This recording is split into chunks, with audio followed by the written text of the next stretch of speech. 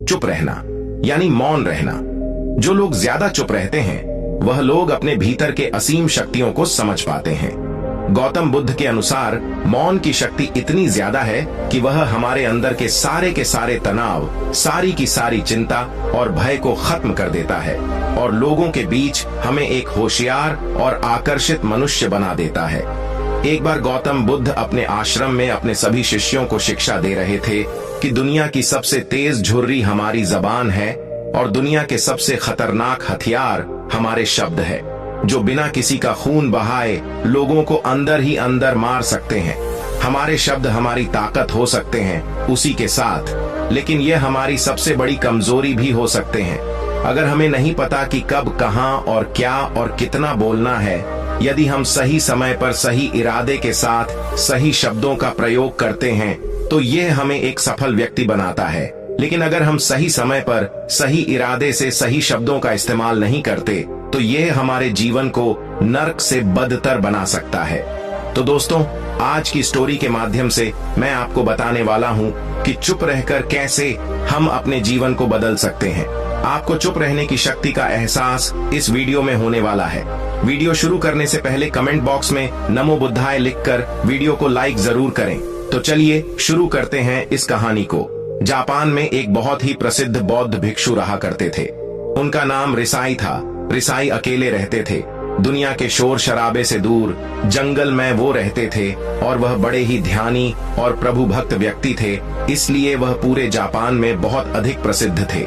एक दिन एक राजकुमार रिसाई के पास आया और बोला, हे प्रिय भिक्षु, मैं हमेशा थका हुआ, निराश और परेशान महसूस करता हूँ। मेरा मन बहुत अशांत रहता है। हालांकि मेरे पास सब कुछ है, दौलत, शोहरत, सुख सुविधाएं जो हर व्यक्ति चाहता है या पाने की इच्छा करता है, लेकिन फिर भी मेरे अंदर इतनी अशांति और चिंता क्यों है? रिसाई ने उसकी बात बहुत ही ध्यानपूर्वक सुनी और कुछ सोचने के बाद कहा, तुम इस प्रश्न का उत्तर जानते हो, बस तुमने कभी इस प्रश्न को हल करने की कोशिश नहीं की है। रिसाई ने आगे कहा, मैं एक रिसर्च करना चाहता हूँ, क्या तुम मेरा साथ उसमें दोगे? इस रिसर्च के बाद तुम्हारे जीवन में किसी भी तरह की अशांति और चिंता नहीं रहेगी। यह बातें सुनकर राजकुमार बहुत हैरान था। उसने रिसाई से कहा, बताइए मुझे क्या करना होगा? अपने मन की शांति के लिए मैं कुछ भी करने को तैयार हूँ। राजकुमार की इन्हीं बातों को सुनकर भिक्षु ने कहा, तो फिर आप अगले 15 दिन के लिए मेरे आश्रम में रहोगे और एक सामान्य व्यक्ति की तरह अपना जीवन व्यतीत करोगे और इन 15 दिनों में तुम अकेले और चुपचाप रहोगे, जितना हो सके कम बोलोगे। राजकुमार उस भिक्षु की बातें सुनकर सहमत हो गया।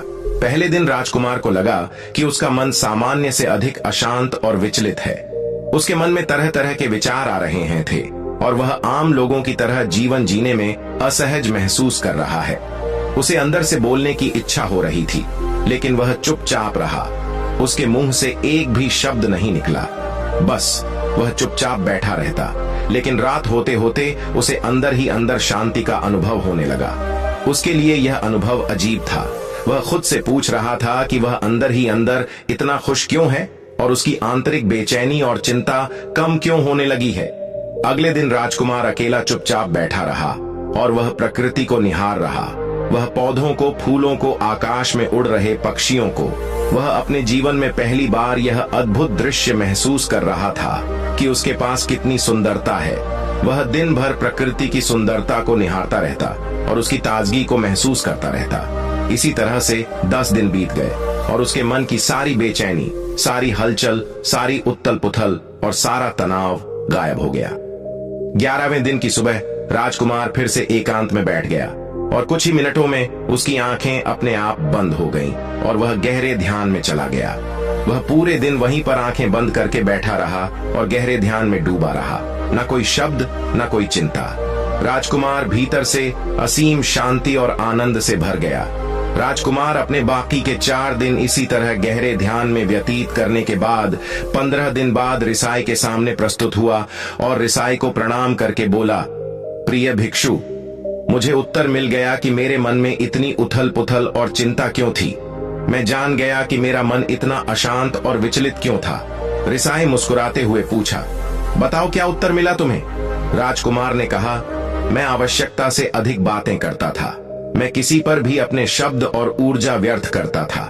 मैं दिन भर अपने लोगों से फालतू की बातें करता रहता और फिर उन्हीं के बारे में अकेले में सोचता रहता और ज्यादातर समय नकारात्मक ही सोचता रहता। इस तरह मैं बस अपना समय बर्बाद कर रहा था।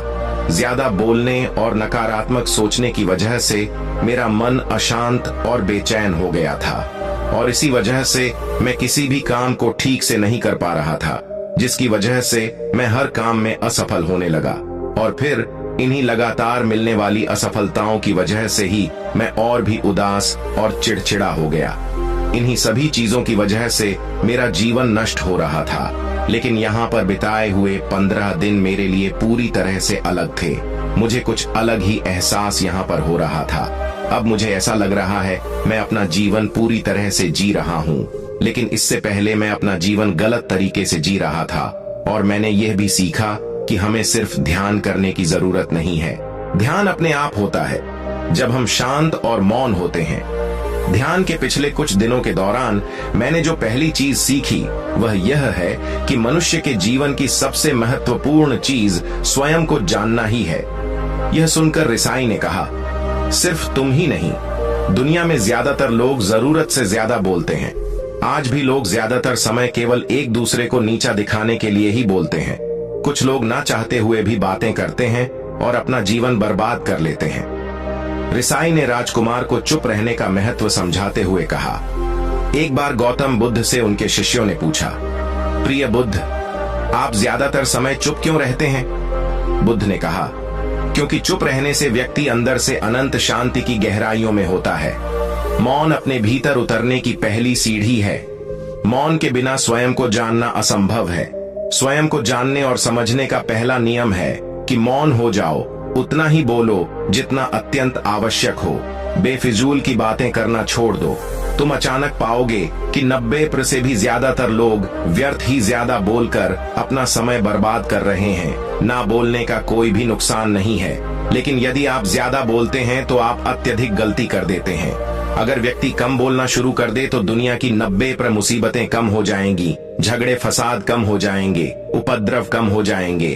अगर लोग थोड़ा चुप रहना सीख लिए, संसार की बहुत सारी समस्याएं हैं, बहुत सारा उपद्रव सिर्फ बोलने से पैदा होते हैं। सारी बात मौन सीखने की है। जब तुम नहीं बोलते तब तुम एकांत में अकेले हो गए, बाजार में भीड़ में खड़े हो, नहीं बोलते, हिमालय के शिखर में पहुंच गए। जिसने मौन की कला जान ली वो भीड़ में भी अकेले होने की कला जान लेता है। एकांत में तो आदमी स्वर्ग में है। दूसरे की उपस्थिति ही बेचैनी पैदा करती है। पहले तुम्हें चुप रहने की शक्ति को धारण करना होगा। इससे तुम अधिकतर ऊर्जा को बचा लोगे और फिर इस स्थिति में पहुंच जाओगे कि तुम कम बोलने लगोगे। अगर तुम किसी के यहाँ पर जा रहे हो और परेशान हो जाओ तो ऐसे में उचित है कि आंखें बंद कर लो और अपने में खो जाओ। वहां से आपको ताजगी महसूस होगी, क्योंकि तुम्हारे अंदर ही जीवन का वह स्रोत छिपा हुआ है, वह किसी दूसरे में नहीं है। इसके बाद राजकुमार उस रिसाई से पूछते हैं, आखिर कौन हमें अपने अंदर तक लेकर जाएगा? यह बातें सुनकर रिसाई बुद्ध कहते हैं, तुम्हें स्वयं ही अपने अंदर उतरना होगा और वहीं से परम राज्य जीवन का आनंद ले पाओगे। आनंद का यहीं से जन्म हुआ है। यहीं से तुम मौत में डूब जाओगे। यही तुम्हारा सूरज उदय होगा और यहीं से होगा। इसी प्रकार तुम बार बार ईकी लगाओ। जब भी तुम ईकी लगा कर लौटो वहां से तुम पाओगे फिर ताजगी भरी जीवन की नई संपदा मिलेगी। इस नई शक्ति के जन्म होने से तुम्हारी थकान गई, उदासी गई, चिंता गई। जैसे कोई स्नान करके लौटता है तो शरीर शीतल हो जाता है, शांत हो जाता है, ऐसे ही जब कोई भीतर से साफ होकर वापस आता है, मौन में स्नान करके लौटता है, तो समस्त अस्तित्व, समस्त व्यक्तित्व शांत और मौन हो जाता है, आनंदित हो जाता है। जब तुम आंतरिक मौन की उस पराकाष्ठा पर पहुंच जाओगे तब तुम पाओगे कि बोलने से भी तुम्हारा मौन खंडित नहीं होता, वो बना ही रहता है। उसकी एक अंतर्धारा लगातार तुम्हारे भीतर बहती रहती है। तुम बोलते तो हो, तुम शब्द का उपयोग भी करते हो, लेकिन वो तुम्हारे मौन को खंडित नहीं कर पाती। एक बार गहरे मौन में स्थिर हो जाओ, फिर तुम्हारी वाणी में भी मिठास आ जाएगी। तुम्हारा बोलना संगीत पूर्ण होगा, तुम्हारा बोलना सत होगा। तुम बोलोगे तो दूसरों पर भी शीतलता छा जाएगी। जैसे ही तुम अंदर से चुप होते हो, तुम इतने शक्तिशाली होने लगते हो कि समाज की निर्भरता तुम छोड़ने लगते हो और तुम्हारे जीवन में एक मस्ती आती है जो केवल दीवानों के जीवन में होती है। तुम्हारे चेहरे पर एक नई रौनक आ जाती है, तुम्हारी आंखें किसी अमृत के समान हो जाती हैं और तुम अनंत शांति के समुद्र में डूबने लगते हो। इतना कहकर भिक्षु रिझा ने अपनी बात खत्म की और वो मौन में चले गए। राजकुमार उनका धन्यवाद कर कर अपने महल में चला गया। दोस्तों, आपने भी अनुभव किया होगा कि बहुत ज्यादा बात करने से दिमाग अशांत हो जाता है, जिससे हम अपने दिमाग पर नियंत्रण खो देते हैं और साथ ही अपना ध्यान भी खो देते हैं। जो लोग बहुत ज्यादा बोलते हैं, उनके पास किसी एक काम पर ध्यान केंद्रित करने की काबिलियत नहीं होती। वह अपने किसी भी लक्ष्य पर पूरी तरह से ध्यान केंद्रित नहीं कर पाते। अगर हमारा दिमाग एक जगह केंद्रित नहीं है तो हम जीवन की एस नहीं समझ पाते और ना ही मनचाही सफलता कभी हासिल कर पाएंगे। इसके अलावा भी आपने देखा होगा कि जो लोग अधिक बोलते हैं वह अक्सर लोगों के बीच हंसी का पात्र बन जाते हैं और जो लोग कम बोलते हैं और अपनी बात पर कायम रहते हैं उन्हें लोगों से सम्मान मिलता है। लोग उनकी बातों को सुनते हैं और उन पर भरोसा भी करते हैं। जो लोग जरूरत से अधिक बोलते हैं और अपने विचारों के बारे में पक्के नहीं होते, उनका दिमाग स्थिर और विचलित रहता है, शोर से भरा रहता है और का शांत दिमाग वाला व्यक्ति जीवन में किसी भी चीज में सफल नहीं हो पाता, क्योंकि वह किसी भी काम में फोकस नहीं कर पाता।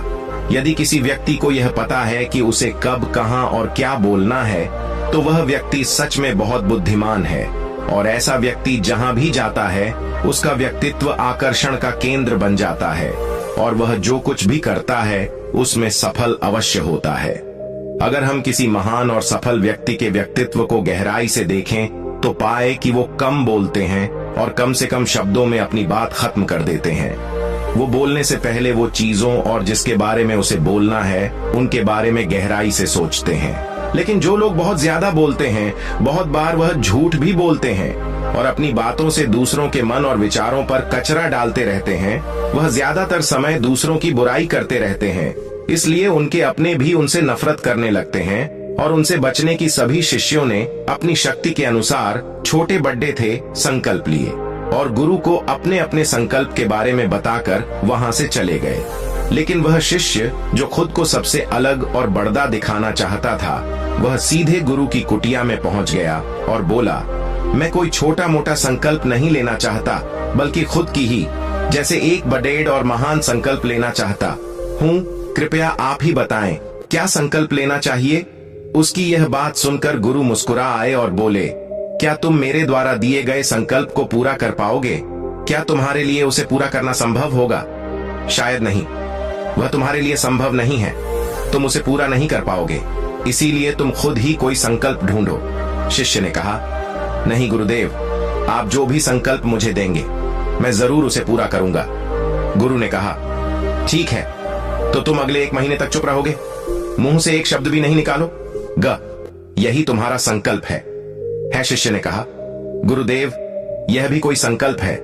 यह तो बहुत ही आसान है, 1 महीने तक चुप ही रहना है। आप कोई बड़ा संकल्प दीजिए जो मेरी योग्यता के लायक हो, जिसे पूरा करने में मुझे समस्या हो। गुरु ने कहा, पहले तुम इस संकल्प को तो पूरा करके दिखाओ। शिष्य ने गुरु की बात मान ली और वह उसी समय चुप हो गया और पलटकर कुटिया से बाहर चला गया। उसे चुप रहना बहुत आसान लग रहा था। उसने एक दिन तो जैसे तैसे चुप रहकर काट लिया, लेकिन दूसरे दिन से उसके मन में ना बोलने का बोझ बढ़ने लगा। तीसरे दिन उसे भारीपन महसूस होने लगा और चौथे दिन उसके अंदर एक अजीब सी बेचैनी होने लगी, क्योंकि आसपास आश्रम के सभी शिष्य एक दूसरे से बातें कर रहे थे। वह भी अपना पक्ष उनके सामने रखना चाहता था, उनकी बोलती बंद कर देना चाहता था, लेकिन उसका संकल्प उसके आड़े आ रहा था। इसीलिए वह पूरे दिन सिर्फ मुंह और आंखें बनाता रहता। इसी तरीके से कुछ दिन और बीते और वह शिष्य बीमार पर डीडीडीए गया।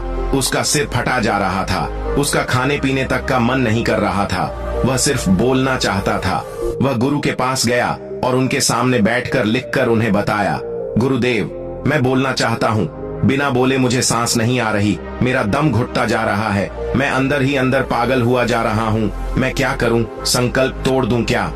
यह पढ़कर गुरु मुस्कुराए और बोले, संकल्प तो तोड़ने के लिए ही होते हैं, लेकिन जो अपने संकल्प को पूरा कर लेता है वही अपनी आंतरिक शक्ति को बढ़ाता है, और जो अपनी आंतरिक शक्ति को बढ़ा लेता है वह समाज और जागृति की राह पर आगे आंच जाता है। संकल्प का लेना भी तुम्हारे हाथ में था और इसे तोड़ना भी तुम्हारे ही हाथ में है। तुम्हारे बहुत से भाई अपने संकल्प को तोड़कर अपनी पुरानी दिनचर्या पर वापस आ चुके हैं। अगर तुमसे नहीं हो पा रहा तो तुम भी संकल्प तोड़ अपनी पुरानी दिनचर्या पर वापस जा सकते हो। लेकिन याद रहे, अगर आज तुम इस छोटे से संकल्प को नहीं संभाल पा रहे तो तुम अपनी बाकी की पूरी जिंदगी को कैसे संभाल सकोगे? बाकी फैसला पूरी तरह से तुम्हारे हाथों में है। गुरु की यह बात उस शिष्य के दिल में चोट कर गई। वह बिना कुछ बोले वहां से वापस चला गया और खुद को अपनी कुटिया में बंद कर लिया। वह केवल अपने जरूरी कामों के लिए ही कुटिया से बाहर निकलता, बाकी सारे समय कुटिया के अंदर ही बैठा रहता। 15 दिन बीत चुके थे और आश्रम के लगभग सभी शिष्यों का संकल्प अब तक टूट चुका था, लेकिन उसका संकल्प अभी भी जारी था। संकल्प लेने के बाद से अब तक उसने एक शब्द भी नहीं बोला था। सारा आश्रम हैरान था कि इतना बोलने वाला इंसान चुप कैसे हो गया। 15 दिन बीतने के बाद वह दोबारा अपने गुरु के पास गया और लिखकर बताया है, गुरुदेव, मैं बाहर से तो चुप हूँ, लेकिन मेरे भीतर बहुत सी आवाजें हैं, बहुत सी चीख पुकार और शिकायतें हैं। मैं अंदर ही अंदर बात करता रहता हूँ। मेरा मन तरह तरह के प्रश्न पूछता रहता है। मैं बाहर से जितना मौन हूँ, भीतर से उतने ही शोर शराबे से भरा हुआ हूँ। क्या इस तरह से मेरा संकल्प अभी भी जारी है? गुरु ने कहा, हाँ, तुम्हारा संकल्प अभी भी जारी है, लेकिन जब तक लोगों की यह आवाजें तुम्हारे कानों में पेड़ देती रहेंगी, तुम्हारा मन बोलता रहेगा, क्योंकि इसे तो आदत है बोलने की। तुम भले ही बाहर से चुप रहो, लेकिन तुम अंदर ही अंदर बोलते रहोगे। तुम्हें इन बातों से, इन आवाजों से दूर जाना पड़ी रहेगा। शिष्य गुरु को प्रणाम कर वहां से चला जाता है और सुबह होते ही अपनी कुटिया छोड़ा कर जंगल की तरफ चला जाता है। कई दिन बीत जाते हैं, संकल्प का समय भी पूरा हो जाता है, लेकिन शिष्य लौटकर नहीं आया। आश्रम में सभी को डर था कि कहीं जंगली जानवर ने उसे खा न लिया हो। इस बीच उसे ढूंढने की बहुत कोशिश की गई, लेकिन वह कहीं नहीं मिला। सभी गुरु भाइयों ने मान लिया था कि जंगली जानवरों ने उसे अपना शिकार बना लिया है, लेकिन गुरु को ऐसा नहीं लगता था। एक दिन आश्रम का एक अन्य शिष्य गुरु के पास आया और बोला, गुरुदेव, हमारे उस अधिक बोलने वाले भाई के साथ क्या हुआ होगा? क्या जानवर ने उसे मार दिया होगा? गुरु ने कहा, हो सकता है कि जानवरों ने उसे अपना शिकार बना लिया हो, लेकिन उसके न लौटने की एक दूसरी वजह भी हो सकती है। शायद उसे वह मिल गया है जिसके लिए वह गया था। फिर शिष्य ने पूछा, गुरुदेव, क्या ज्यादा बोलना इतना हानिकारक होता है? गुरु ने कहा, इंसान के जीवन के बहुत सारे दुखों में से एक दुख यह भी है कि वह कभी चुप नहीं रह सकता, हमेशा कुछ न कुछ बोलता ही रहता है। सिर्फ हमारे बोलने के कारण हमारे आधे से ज्यादा दुख पैदा होते हैं। परिवार के अधिकतर झगड़ों की वजह हमारा बेमतलब बोलना ही होता है। हम में से कोई भी चुप नहीं रहना चाहता, हम बस सामने वाले को सुना देना चाहते हैं। जो भी हमारे मन में है सब निकालकर उसके मन में बैठा देना चाहते हैं। उसे समझा देना चाहते हैं कि देख, तू गलत है और मैं सही, और इस तरीके से सब एक दूसरे की सड़ ही गली बातों को ग्रहण कर रहे हैं। इस तरीके से सुनने और सुनाने का यह काम जिंदगी भर चलता रहता है, लेकिन इस नासमझी में हम अपना समय, अपना जीवन, अपनी समझ और सबसे महत्वपूर्ण व कीमती पल जो जिए जा सकते हैं, जिनको अनुभव किया जा सकता है, जिनमें आनंद को प्राप्त किया जा सकता है, ये सब खो देते। लेकिन इसके बदले हमें मिलता क्या है? कुछ नहीं, सब व्यर्थ और बर्बाद हो जाता है। इस पागलपन में हमने क्या खो दिया, इसका एहसास केवल कुछ ही लोगों को हो पाता है। बाकी लोग जैसे उन्हें अपने आने का पता नहीं, वैसे ही उन्हें अपने जाने का भी पता नहीं चल पाता। शिष्य ने कहा, तो फिर इसका समाधान क्या है? गुरु ने कहा, पूरी जागरूकता के साथ अपने विचारों को देखना, यही एकमात्र तरीका है। सारी मानसिक समस्याओं का वर्तमान में रहकर चिंतन करना, पूरी जागरूकता के साथ अपना काम करना जिंदगी में चमत्कारिक बदलाव ला देता है। उसके बाद वह शिष्य गुरु से अपने प्रश्नों का उत्तर पाकर उनको प्रणाम करके वहां से चला गया।